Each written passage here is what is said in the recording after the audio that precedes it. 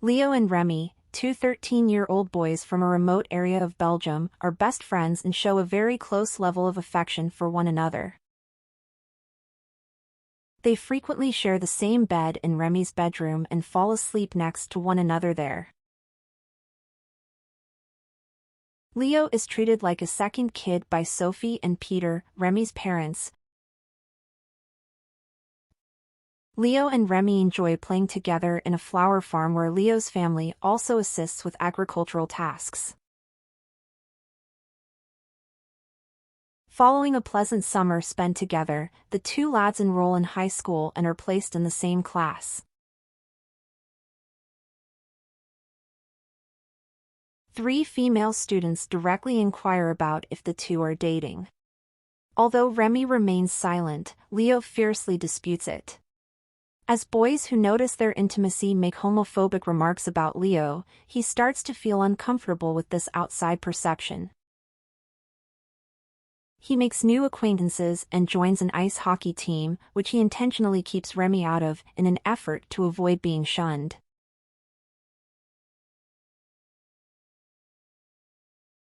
Leo makes the choice to sleep on a different mattress one night while staying at Remy's. He sees Remy asleep on the same mattress as him when he awakens. Remy is injured and bewildered as a result of the two's increasingly brutal wrestling, which begins as fun play. They keep their parents in the dark about the incident. Despite Remy's attempts at engagement, Leo grows increasingly aloof from Remy during the school year. Leo quits staying the night at Remy's house, starts going on bike rides with students other than Remy, keeps playing ice hockey, and spends more time helping out at the farm with his family. Leo defends herself when Remy eventually confronts her about why they hardly ever spend time together anymore. Remy strikes Leo in the playground in front of other classmates after becoming upset and furious. One day, Remy's classmates learn that he killed himself, following a school excursion during which he is absent. Leo assumes right once that he is to blame for this as he withdrew. Even during the school's provided class therapy sessions, he keeps his feelings to himself and avoids talking to anyone about them. Sophie found Remy's body, which Leo also discovers. Leo responds with a defiant rejection to the fact that his co-workers' descriptions of Remy in obituaries are that of a joyful and amiable youngster. By continuing to play ice hockey and work in the garden with his family, Leo makes a futile attempt to numb his inner suffering and mask it. Leo is able to confide in his older brother Charlie for solace, despite the fact that none of his new friendships compare to the intimate bond he had with Remy. He is aware that in order to keep his relationship with Sophie intact after Remy's burial, he must speak to Sophie.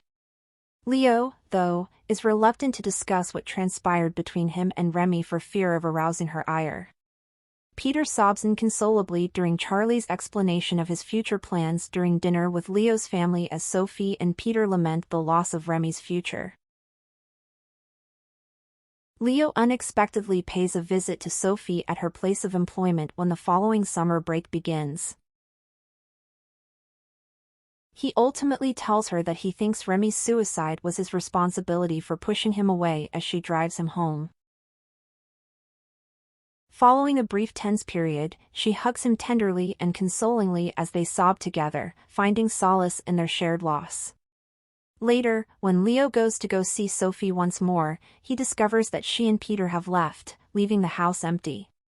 Leo crosses the field where he and Remy used to run while reflecting on their relationship and allowing himself to at last shed tears for Remy.